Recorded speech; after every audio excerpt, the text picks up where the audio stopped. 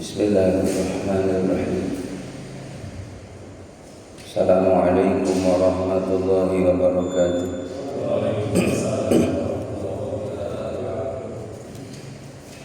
Alhamdulillahirabbil alamin. Bi ni'matihi tatimmus shalihat wa tanzilul barakat. Asyhadu an la ilaha illallah al-malikul haqqul mubin. Muhammadur Rasulullah shadiqul wa'dil amin. Allahumma shalli wa sallim ala sayyidina Muhammad wa ala alihi wa sahbihi ajma'in. Qala Allah ta'ala fi kitabihil karim. Bismillahirrahmanirrahim. Qul hal yastawi alladhina ya'lamuna wal ladhina la ya'lamun.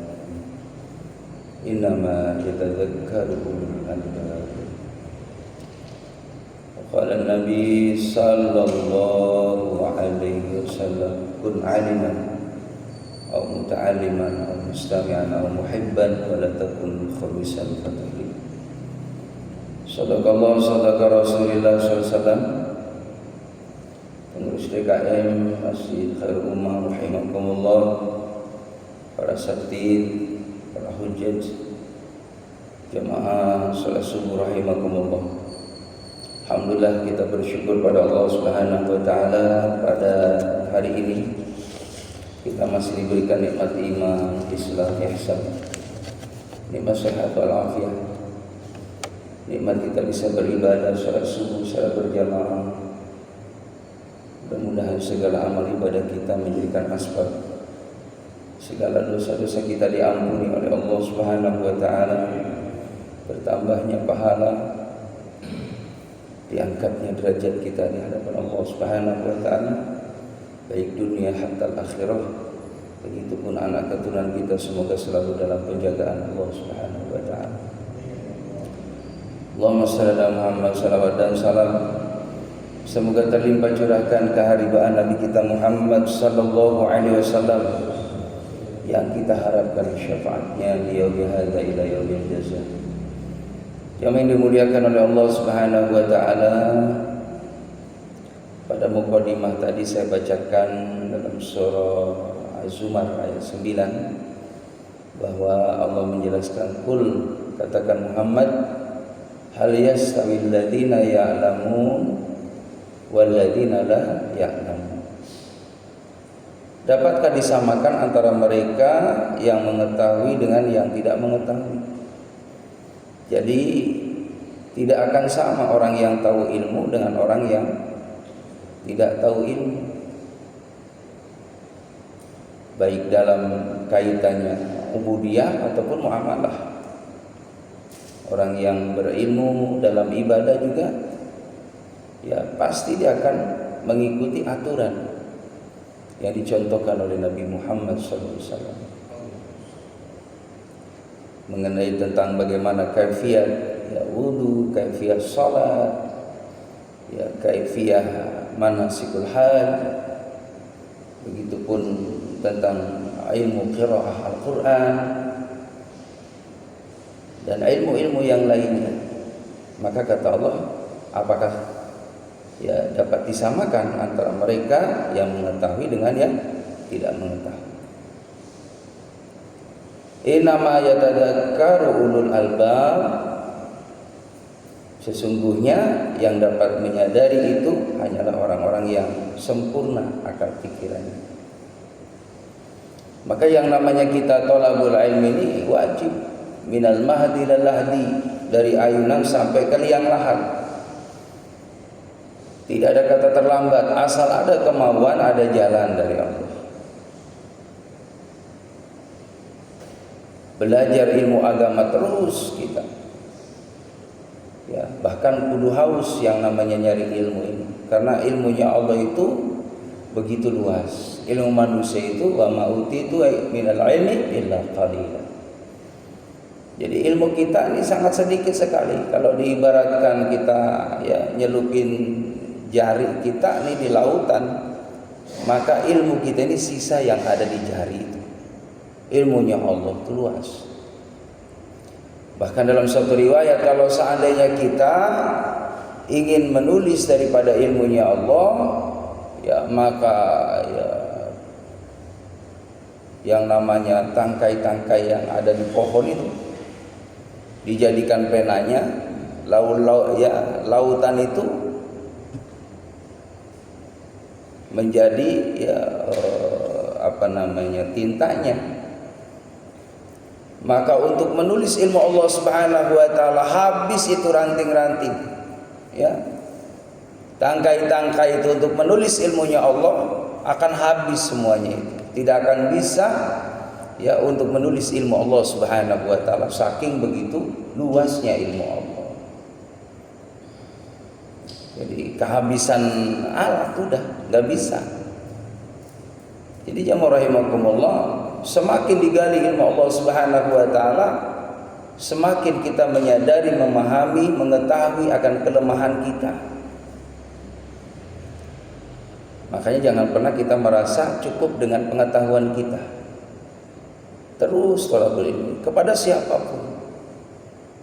Ya, sampai terhadap anak kecil sekalipun yang mungkin anak itu mumpuni dalam ilmunya, kita belum tahu ilmu itu, belajar.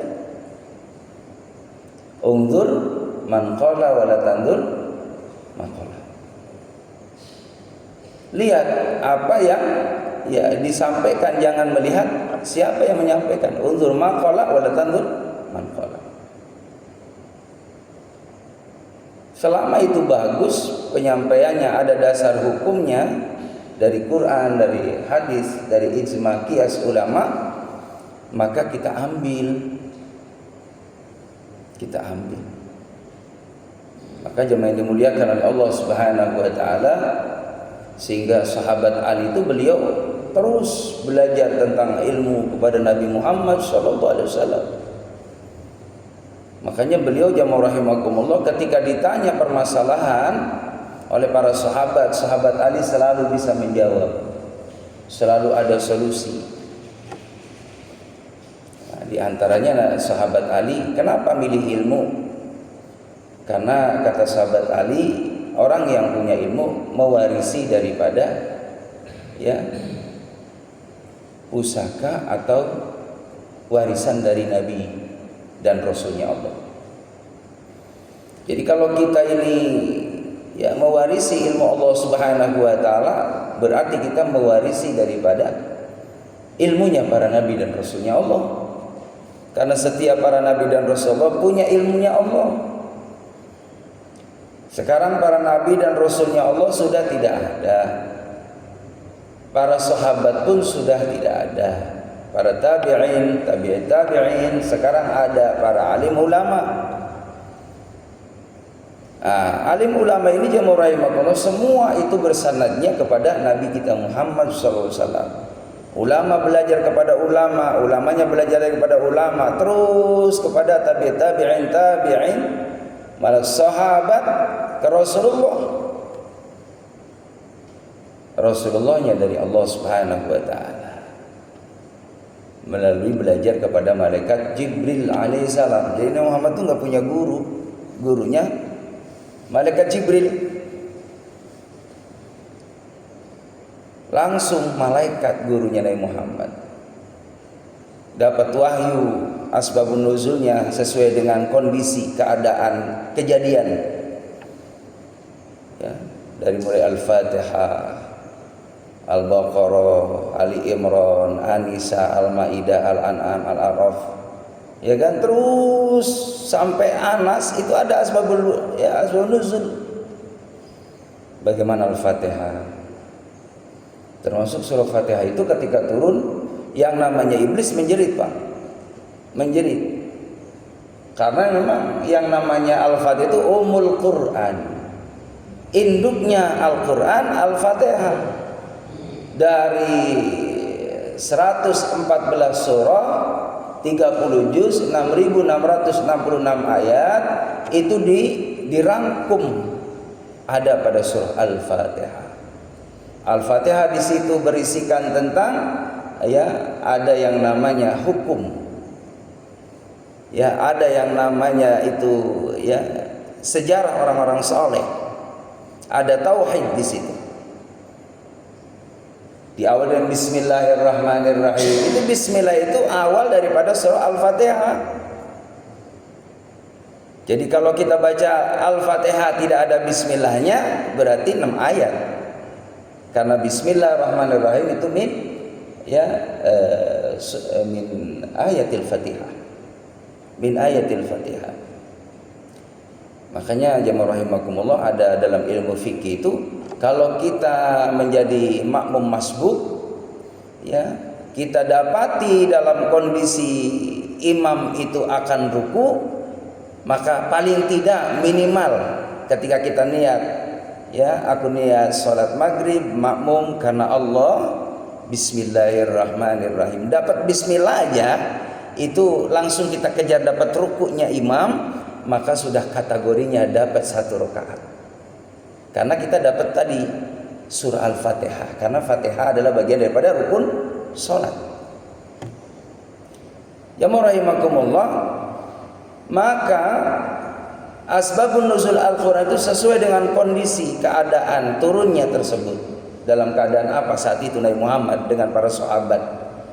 Di antaranya Al-Fatihah ini jamaah rahimakumullah, ketika turun asbabun nuzul Al-Fatihah itu setan menjerit, Pak. Karena ini kalau orang amalin Al-Fatihah pasti dalam kondisi bagus akidahnya, bagus ibadahnya, bagus akhlaknya.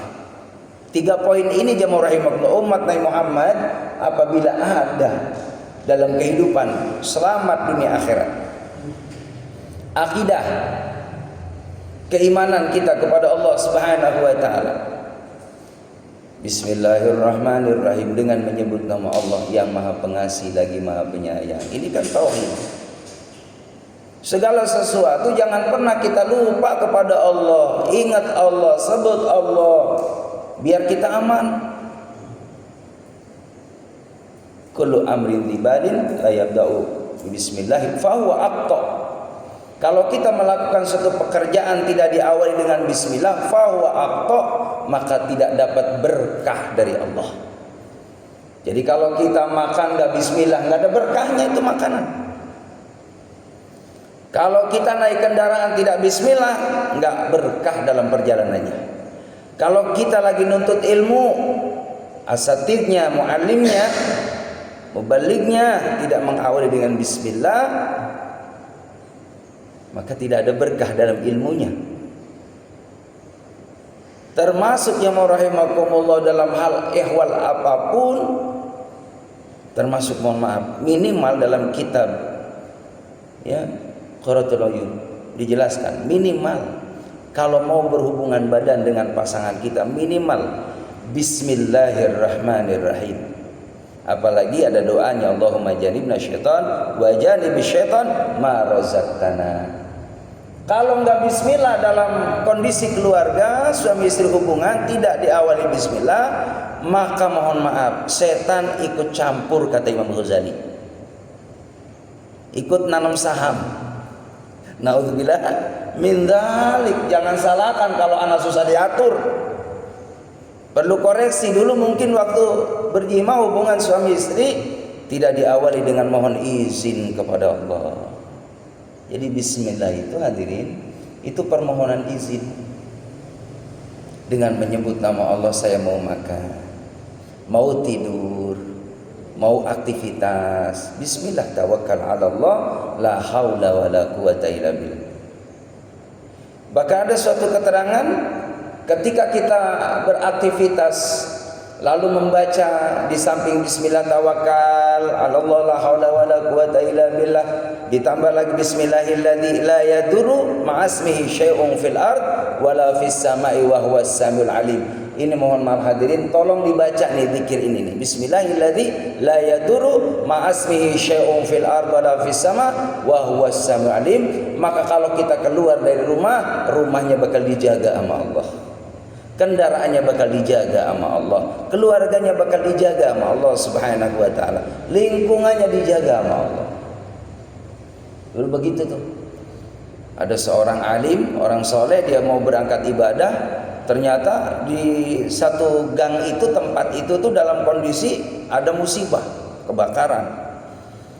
Maka diingatkan itu sama saudara, ya sama sahabatnya itu tuh.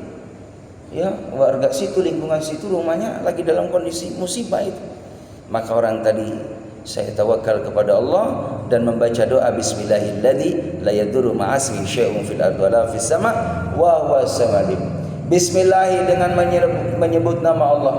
La yadurru, tidak akan ada yang namanya suatu ya kesulitan. La yadurru, tidak ada hal yang akan menimpa.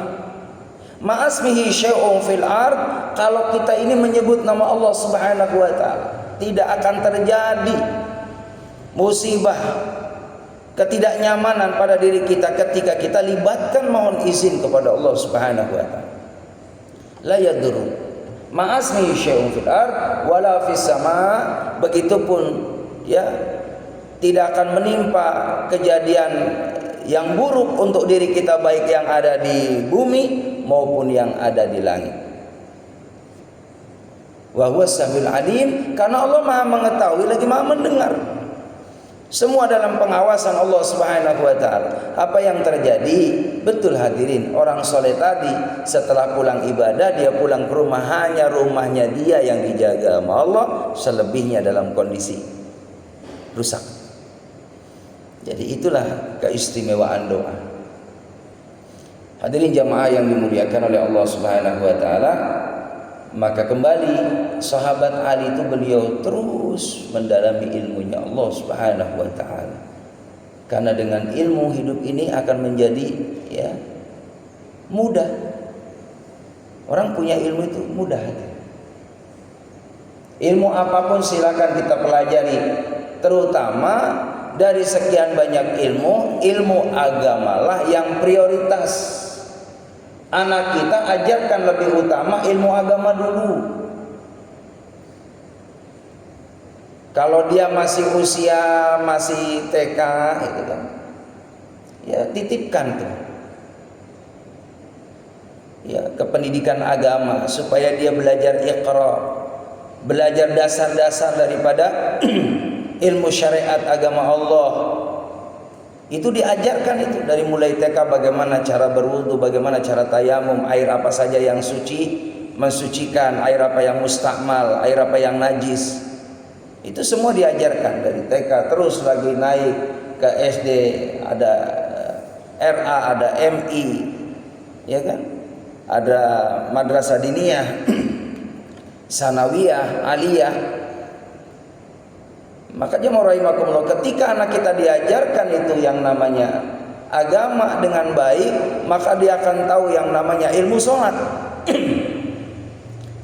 Maka alhamdulillah kita orang tua nggak sibuk lagi ngajarin anak kita bagaimana kaifiah sholat, karena anak kita sudah diajarkan guru-guru kita di pengajian, di sekolahan.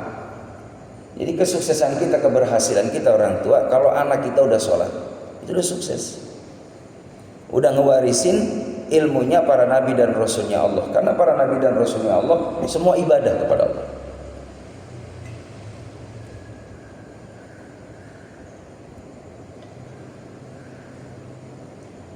Yang dimuliakan oleh Allah Subhanahu wa taala. Maka sahabat Ali, aku memilih ilmu karena mewarisi daripada ilmunya para nabi dan rasulnya Allah. Lalu apalagi manfaat engkau memilih ilmu, wahai sahabat Ali? Karena dengan ilmu aku dijaga oleh Allah Subhanahu wa taala. Dengan aku menjaga ilmu, diriku dijaga juga oleh ilmu itu. Beda dengan kita memilih harta. Kalau kita memilih harta, Pak, kita yang ngejaga harta, capek. Tapi kalau kita punya ilmu, maka jamaah rahimakumullah, kita yang akan dijaga oleh ilmu kita. Dan dengan sendirinya kalau kita pertama memilih ilmu, hartanya akan dapat. Tapi kalau kita milihnya harta, ilmunya akan lewat.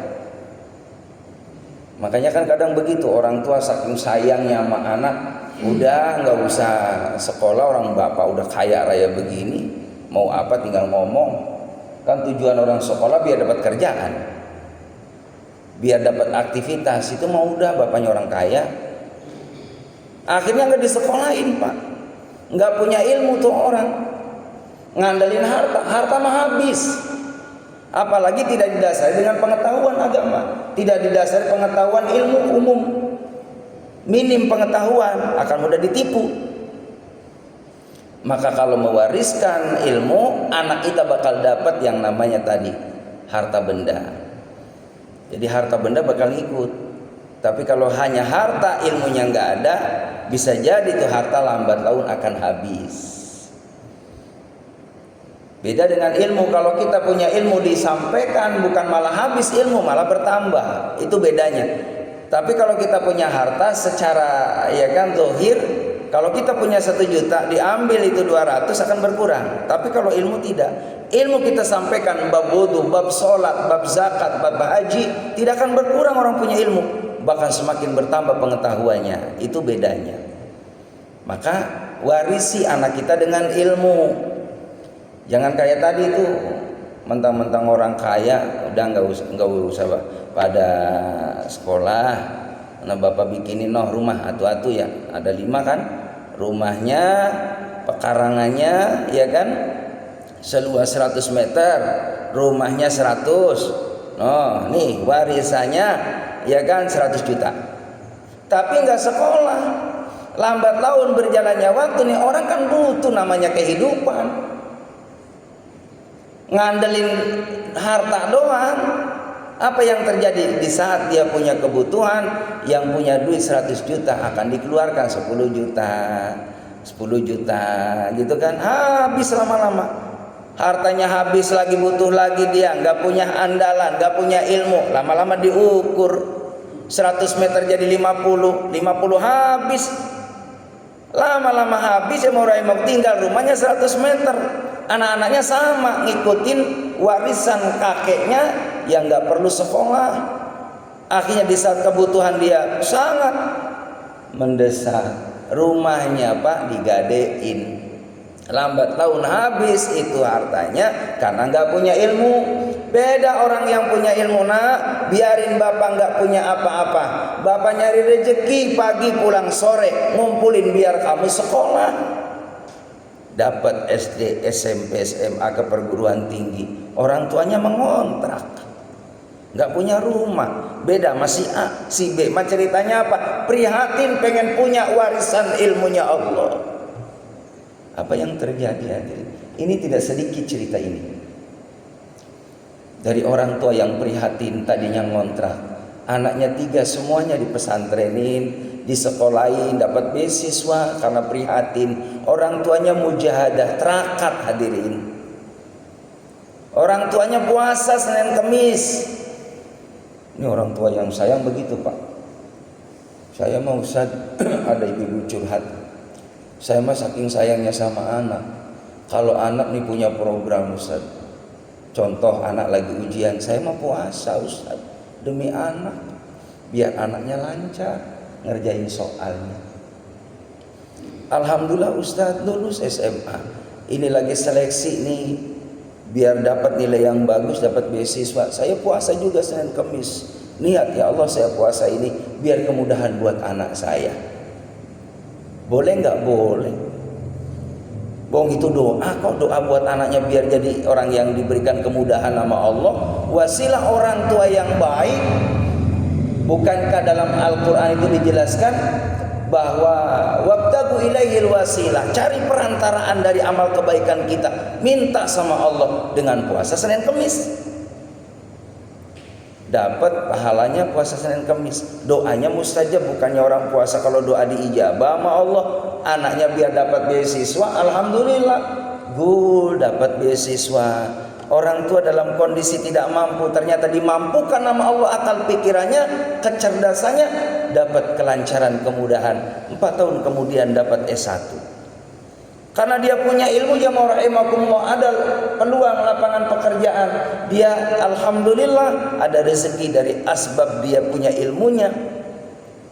Dia punya skill, punya keahlian, diterima di suatu perusahaan, suatu pekerjaan. Bukankah ini kemudahan dari Allah Subhanahu wa taala? Yang pertama, alhamdulillah, anak pertama dia sudah sarjana, sudah punya pekerjaan. Adik-adiknya yang SMA, SMP butuh bantuan, sementara orang tuanya tadi kerjanya serabutan, jamaah rahimakumullah. Alhamdulillah dari didikan yang baik, didikan dari akidah, ibadah, akhlak dari orang tuanya, dengan penuh keprihatinan orang tuanya, mujahadah yang sungguh-sungguh kepada Allah supaya dapat kemudahan dari Allah Subhanahu wa taala. Tidak ada yang susah bagi Allah, pasti ada jalan kemudahan bagi hambanya yang mau minta sama Allah. Dapat tiap bulan alhamdulillah 2 juta dari hasil kerja kakaknya. Dia bagikan kepada adiknya, bisa buat bayar SPP aliyahnya, SMP-nya. Berjalannya waktu, subhanallah, adik-adiknya berprestasi dengan asbab kesolehan orang tua. Jangan pernah meremehkan kebaikan kita ini. Ini ada imbasnya, ada efeknya buat anak-anak kita. Jamaah rahimakumullah, kita lihat sejarah orang-orang soleh. Ketika Pak Habibie ditanya, apa yang menyebabkan Anda sukses? Karena ada ridho dari orang tua. Ada ridho dari orang tua. Ustaz Somad juga sama. Abdul Somad, beliau ketika ditanya, sampai ke luar negeri beliau kuliah. Ketika ditanya, apa yang menyebabkan kau sukses? Ada ridho dari orang tua. Dan banyak orang-orang yang disukseskan oleh Allah Subhanahu wa taala dengan asbab dia benar-benar orang tuanya mujahadah yang sungguh-sungguh. Dia jaga sholat berjamaahnya, dia jaga sholat sunnah nawafilnya, dia jaga sunnah-sunnah saumnya, dia jaga itu dakwah membaca tilawah Qur'annya, dia istiqomah silaturahimnya, memuliakan ulama. Ada sedikit jamaah rahimah, kisah ini kisah nyata, ini sahabat saya. Beliau berhasil jamaah rahimakumullah. Asbab ketika orang tuanya ngejenguk ke pesantren, Pak nengok, itu Allahu Akbar, orang tuanya hanya khidmat, dia bagaimana merapikan itu yang namanya tempat-tempat santri ketika melewati di suatu kobong bilik tempat pesantren jamaah rahimakumullah. Dilihatinya ketika melewati ada sendal yang tidak nyaman, beliau rapikan karena berkhidmat kepada santri, yang mana santri ini adalah penerus perjuangan baginda Nabi Muhammad SAW. Ini calon-calon ulama yang akan menggantikan para ulama-ulama yang sudah sepuh. Dia nanti akan berkiprah di masyarakat, akan menggantikan para alim ulama yang dengan mujahadahnya 3 tahun, 10 tahun dia lalui itu dengan penuh keprihatinan di pesantren. Mungkin Bapak pernah ngalamin nyantri, hadirin. Kalau zaman dulu saya nyantri, Allahu Akbar Pak, pengen makan enak itu susah. Zaman sekarang mah enak, mau makan itu Pak, nasi udah siap saji, tinggal bayar aja ke koperasi, tinggal beli lauk Pak. Dulu zaman saya itu bawa panci sendiri, bawa beras sendiri, dimasak sendiri. Ya kalau ahli bisa, alhamdulillah matang hadirin. Kalau matang letis, itu saya sering banget dapetin makan nasi masya Allah setengah matang. Lauknya jamaah rahimakumullah karena belum mahir, cukup itu yang namanya kangkung hadirin, digodok, dikacak-acak gitu kan, diurin garam sama mecin. Oh insya Allah itu udah nikmat banget. Zaman dulu begitu Pak. Tahun 2000-an kesini baru tuh udah mulai tuh pondok pesantren modern. Dulu tradisional saya masya Allah ngalamin prihatinnya luar biasa. Belum ada Pak yang namanya keran zaman dulu itu mandinya di kolam, di kolah hadirin. Bareng-bareng Pak, makanya nggak kaget kalau anak pesantren pada kudisan karena bareng-bareng mandinya di situ, wudhunya di situ hadirin. Zaman dulu prihatin. Maka orang-orang dulu santri itu masya Allah 3 tahun, 4 tahun, 5 tahun itu banyak yang berhasil karena apa? Mujahadahnya sungguh-sungguh, berkahnya juga dapat. Terus sama guru tuh sama ulama luar biasa zaman dulu, takzimnya, takrimannya, mahabbahnya itu luar biasa. Nah, zaman sekarang kan santri modern begitu sama guru, ketemu biasa aja. Waalaikumsalam Ustaz.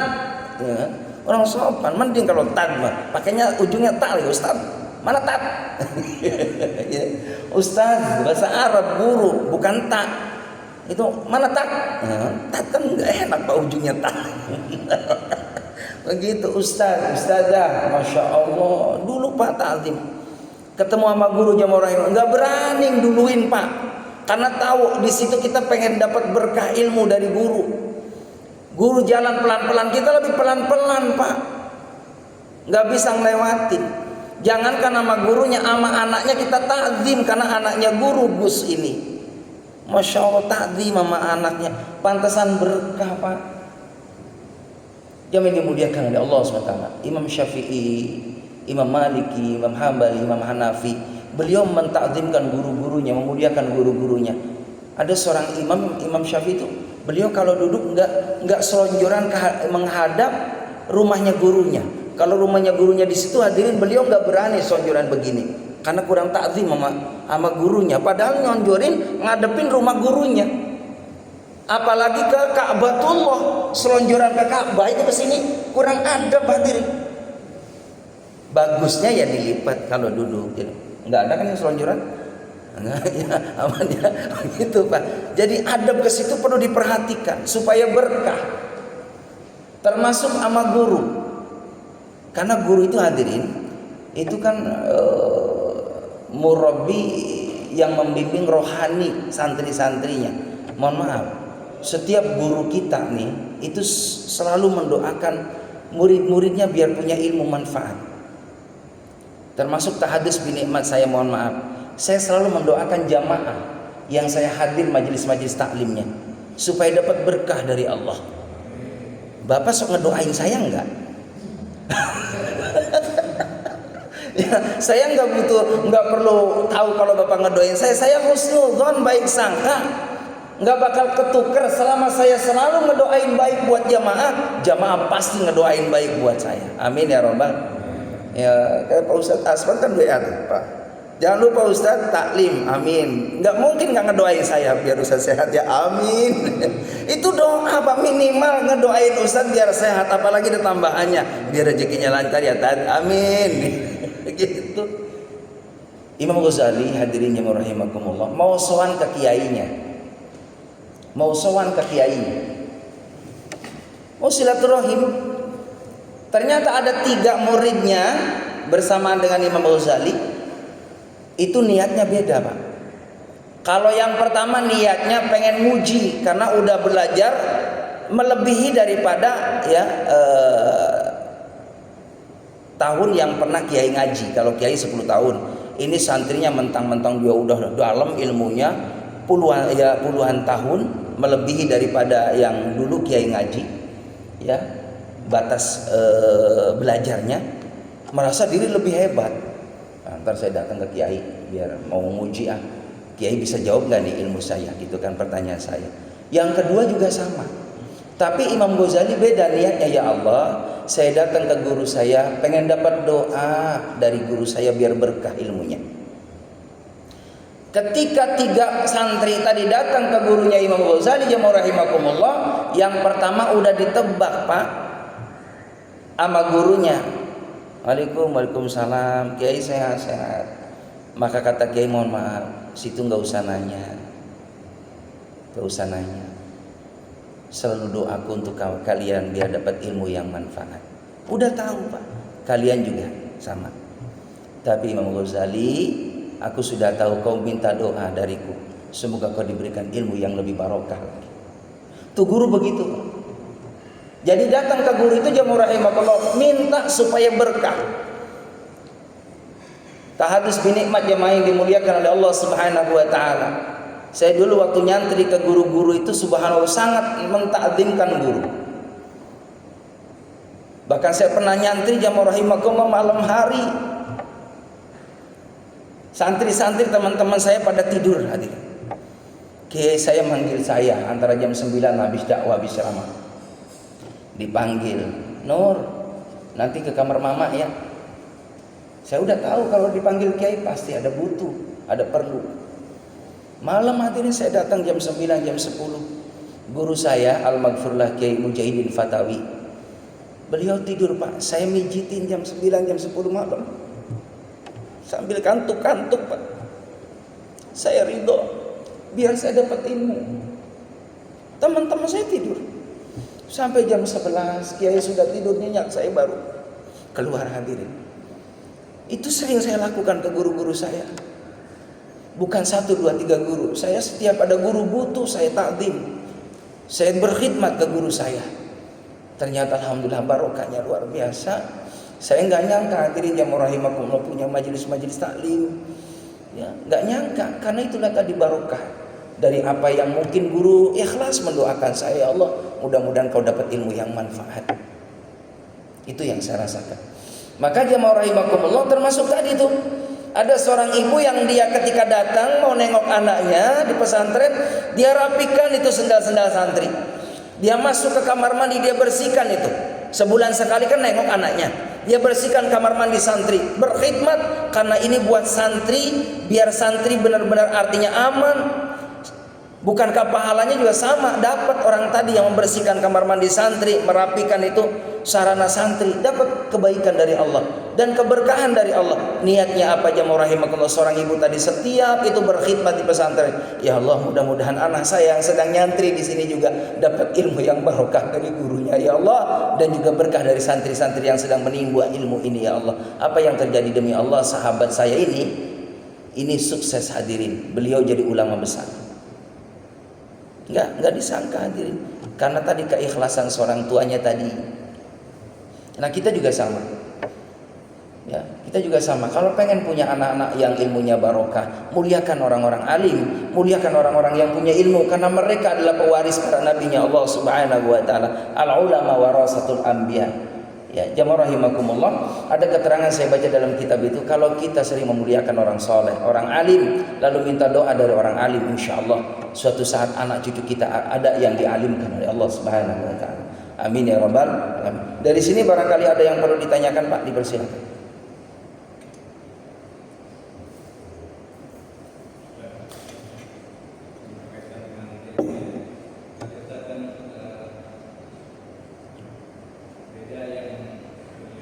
Ilmu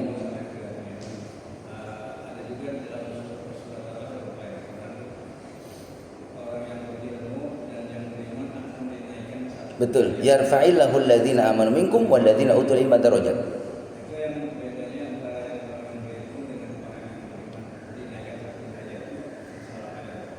Iya, artinya ini jaminan dari Allah SWT, garansi dari Allah bahwa orang yang beriman, orang yang berilmu ini harus selaras, tidak bisa dipisahkan. Tidak cukup kita iman kepada Allah kalau tidak didasari ilmu.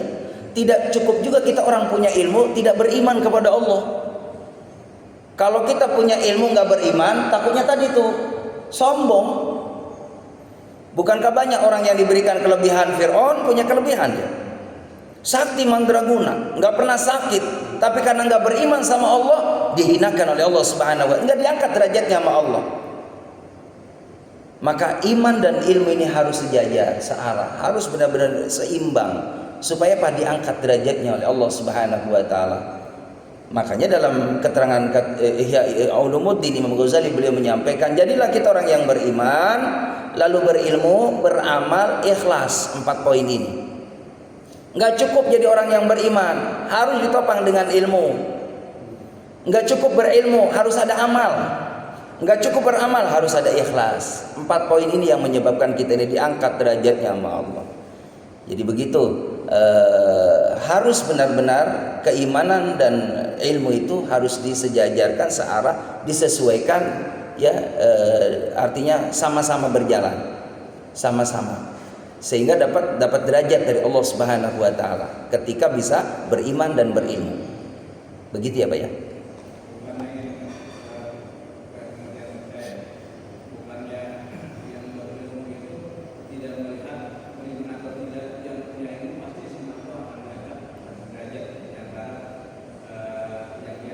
Ya.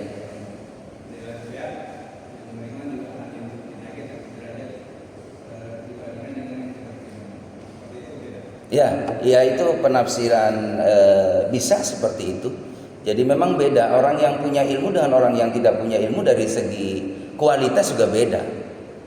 Makanya ketika dalam satu asbabul wurud itu ada seorang ibadah kepada Allah Subhanahu wa taala, ya, maka di sampingnya itu orang berilmu. Yang ibadah ini orang jahil, orang alim. Maka biasanya orang jahil, ya mohon maaf, orang jahil di sampingnya orang alim. Maka biasanya yang namanya syaitan itu menggoda dari bermacam cara. Lagi ibadah biar bagaimana ibadahnya enggak khusyuk gitu kan. Maka karena di sampingnya ada orang alim, maka si iblis itu nggak mau datang menggoda orang jahil, khawatir nanti kejahilannya akan dibetulkan oleh orang alim. Jadi orang alim aja orang yang tidurnya aja ditakuti sama syaitan. Nah, itu diantaranya ya kelebihan orang yang berilmu tadi. Orang yang berilmu aja tidurnya dinilai ibadah. Maka ada bedanya ya. Artinya dari segi kualitas pasti beda. Itu bisa pemahaman seperti itu. Allah alam bisawab. Ada lagi? Baik hadirin jamaah yang dimuliakan oleh Allah SWT, sudah 1 jam karena subuh sekarang cepat Pak ya. Subuhnya aja sekarang jam 4:30. Sekarang udah 5:30, 1 jam. Ceramah nggak usah banyak-banyak hadirin. Ya 45 tuh sebenarnya cukup gitu. Ini udah lebih 15 menit. Udah biarin nggak apa-apa. Jadi intinya begini, jamaah rahimakumullah, warisi ilmu buat anak-anak. Jangan pernah kita ini sungkan ya, berat untuk mengajak anak kita, menasehati anak kita untuk pentingnya mencari ilmu. Tidak ada kata terlambat. Kalau mungkin anak kita belum bisa baca Quran, suruh ngaji. Walaupun sudah remaja nggak masalah, ya kan? Cari guru remaja yang seusia dia. Yang penting belajar. Karena nanti akan kecewa di saat mereka sudah ada di masyarakat, Pak. Sudah ada di masyarakat, berkiprah di masyarakat, ternyata begitu pentingnya tadi yang namanya pengetahuan. Maka insya Allah mudah-mudahan dengan kita terus ya